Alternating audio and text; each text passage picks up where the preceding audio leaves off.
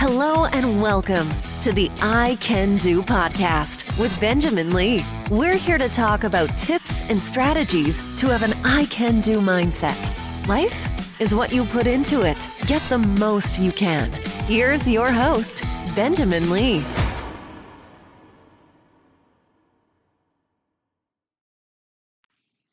Hello and welcome to episode number 69 of the I Can Do podcast. I'm your host, Benjamin Lee. Thank you so much for tuning in. Yes, I'm back.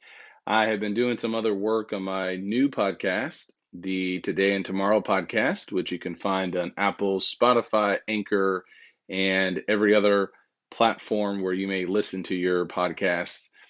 The Today and Tomorrow podcast is really just dealing with Christianity. And so I've been working on that and really excited about where that is headed. And I want to get back to this podcast as well. So I appreciate your patience. I'm going to be producing a number of podcast episodes here. And today, for this episode, episode number 69, I want to begin by sharing a quote that I read today. It's in one of my full focus planners by Michael Hyatt, and I really enjoy these planners. And there's a quote by a gentleman by the name of Alan Kay. It says, "The best way to predict the future is to invent it." The best way to predict the future is to invent it. I thought that's interesting. And I think you could look at it in a couple of ways, just looking him up briefly. He has some TED Talks, and it looks like he is a inventor for sure. He's been elected a fellow of the American Academy of Arts and Sciences, the National Academy of Engineering, and the Royal Society of Arts. And he is best known for his pioneering work on object-oriented programming and windowing graphical user interface design. I have no idea what any of that means, but it seems really important. When I read that quote, it really caught my attention. The best way to predict the future is to invent it. Now, obviously, I believe the only one who truly knows the future is God. And I think what he's saying here, though, is, really looking at, okay, what might come next? And that's where we have opportunities to create, to discover, to be curious. And so I think there's something here when you start thinking about having a I can do mindset.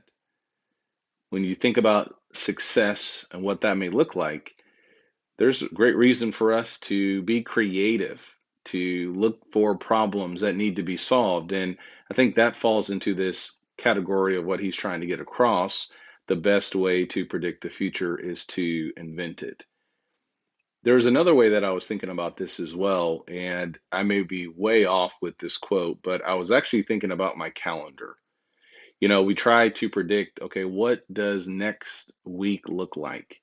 And obviously, we don't know all the details about next week. The reality is we may not even be here next week. But we can try to plan to the best of our abilities what next week or 2 weeks from now or 3 weeks from now may actually look like. And so when I read that, I was thinking about our calendars and how important our calendars really are as well when it comes to the future and predicting, what's going to happen.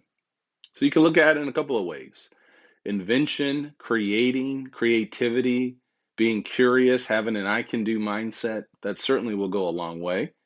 And in the process, if you create something, then you can figure how things are going to be, I think, in the future to some degree.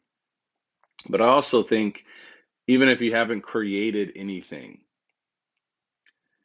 even if you feel like there's nothing I could really create, can you organize your future to the best of your ability?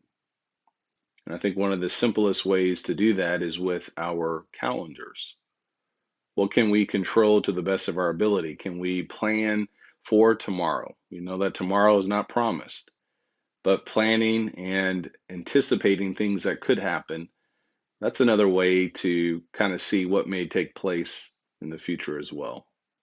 So I wanted to share that quote with you. The best way to predict the future is to invent it. Maybe you want to invent a podcast or a blog or something else to get the creative juices flowing. A simple way to get the creative juices flowing is I read this a couple of years ago, write down 10 new ideas every day. You will be shocked at how challenging that really is. But that will certainly get creativity flowing. Write down 10 new ideas every day. Listen to a podcast, read a blog, read a book, exercise, and creativity will certainly rise to the top.